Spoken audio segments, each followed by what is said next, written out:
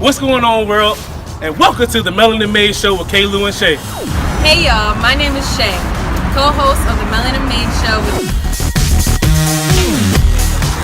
So you try your best to be you no matter what. I'm just me.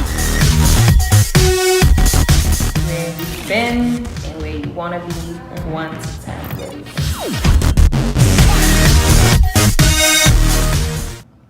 Hey everybody, my name is Shay. I'm your host today for the Melanin Made Show, and I am here with Chef Juice, creator of Juicy Creations.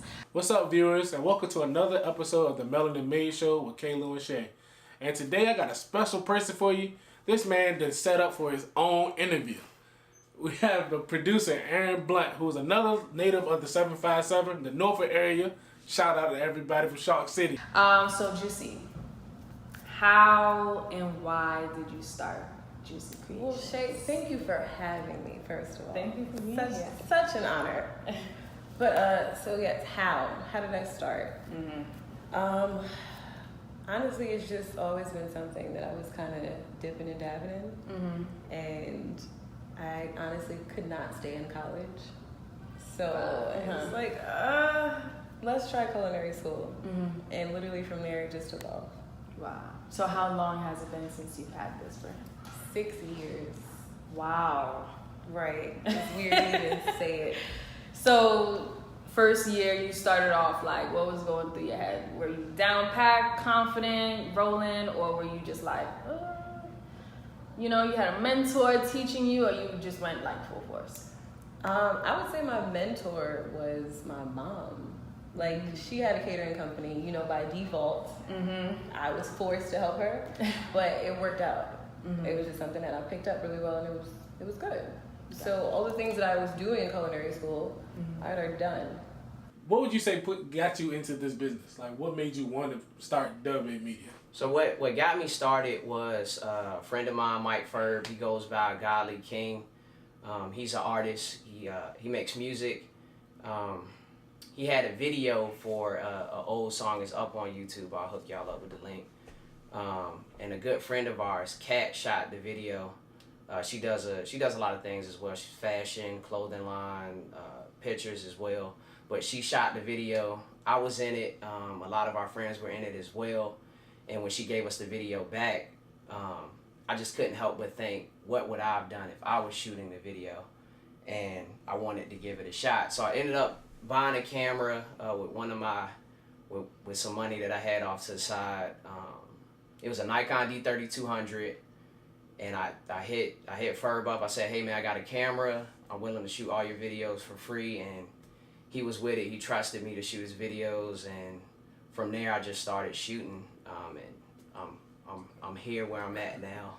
How long did it take you to put all this stuff in motion, to initiate you start your own business? I think it's still happening now. It's an ongoing process. So when I first started, it was more of, I just want to help my friend. You know what I'm saying? One, I'm curious if I can do it. Two, one of my best friends, almost like my brother, is trying to get into the music industry. So what can I do to help? And that's what it was initially. But as I started to shoot more and more, I noticed that I really enjoyed doing that, and I would spend large amounts of time like trying to do video stuff, even when I wasn't making any money. So that's kind of how I got to where I am now. But I think it's an ongoing process as far as building it up. Okay, so it's safe to say that it's more so of a hobby for you, and something to help pass time for fun. Correct? No, it's not a hobby. I take it very serious. I don't think it's a hobby. I'm trying to make this a full-time job. So people that are opening up their own, let's start with business before we get to even culinary, period. People that are starting up their own business, what advice would you give them? What advice would I give them? Just to just be creative and to be open. If something doesn't feel right, then don't do it. It's never going to be easy, and if it's easy, then it's not right. So I know you do a lot of events. You bring your stuff to events, you create at these events. What would you say would probably be your best event that you've ever done? My best event that I've ever done had to have been the first art buffet. So the art buffet is basically this fusion of art and food, and it's to pretty much show the correlation between the two and just how fluid that is. You know, art is about feeling, emotions. Food is the same thing. Food is about storytelling. It's about how you interpret it, those flavors you pick out. Same thing in a painting, those pieces that you just happen to, what catches your eye. So the first event, the theme was Tupac. It happened to be on the 16th of June, which is Tupac's birthday. Yes. Which happened to be the premiere of the Tupac movie. So this just seemed like it was perfect. It had to happen. Right. Definitely. So it was perfect. All the art was amazing. The food, of course, amazing. And just the vibe and the theme of it all. It was so fluid and it came together. All right, Dub A Media. Let's break that down. How did you come up with Dub A Media? So, that's a very creative. It's a very creative name. So I'm trying to figure out. Dub A Media. Where did that come from? So Dub A Media came from when I was younger. Me and some of my friends, we used to rap battle and write diss tracks on each other and stuff. And we all had like our own little makeshift record labels and stuff. And I want to say mine was something like Dub A Empire. Or, I don't know, it was Dub A something, right? So I took that now and I kind of ran with it. The Dub A comes from, my name is Aaron, so you have 2 A's in my name. So you get the double A, so abbreviated is Dub A. Oh, wow. Wow. The media portion comes from, like I was saying earlier, it's an outlet for anything that I want to do. And then you get the logo, which is the battery. So Dub A, double A battery. Okay.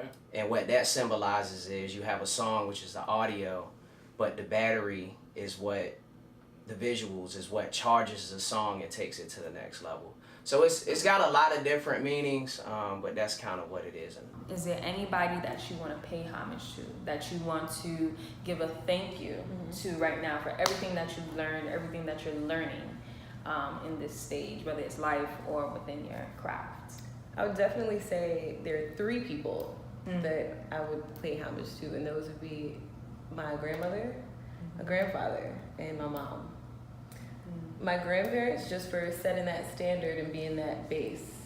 You know what I'm saying? Like, they were a different breed of people, honestly and truly. Like, and the fact that they found each other and were able to be great together and set that example for me so that I can keep that going and keep that standard, it's a blessing, because it's rare. Yeah.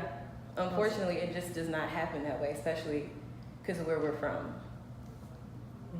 So yeah, and my mom, just because that's my mom. That's where this comes from. That's why I started cooking and started doing pastry and stuff like that, because I had to with her. But I learned to love it. I learned to like it, and it was natural. And then that became your passion. Right. That's beautiful. I just want to thank you for everything that you brought to the table, everything that you've told the audience. It's beautiful, and I really wish you the best within your craft. I wish you all the awards, all the blessings that's coming your way, because I really see you doing great things. Like, it's really, like, genuinely getting there, and I'm happy for you, and I'm going to be along the way with you. I appreciate you. Anytime. So, yeah, thank you, and thank you for being on the Melanin Made Show as well.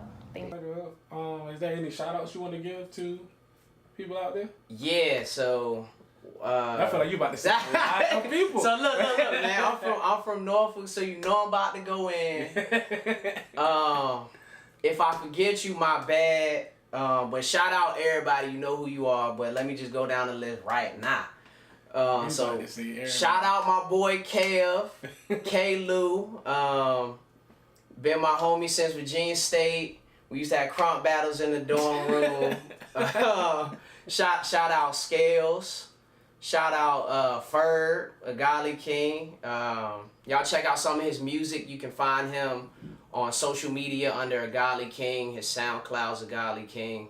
Shout out Bama Richer, another artist that I work with a lot. You can find him on all social media platforms under Bama Richer.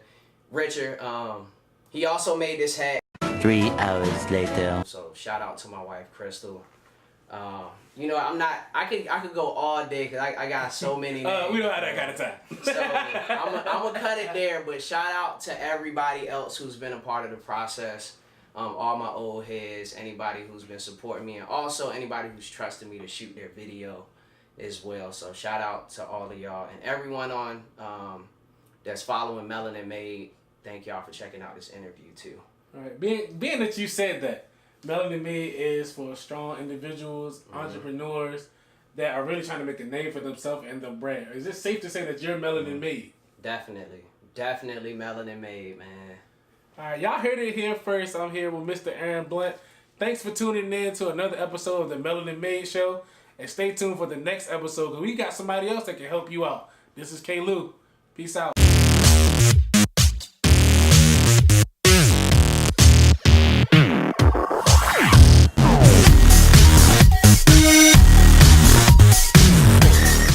Everybody, I'm Chef Juice, creator of Juicy Creations, and I am Melanin Made.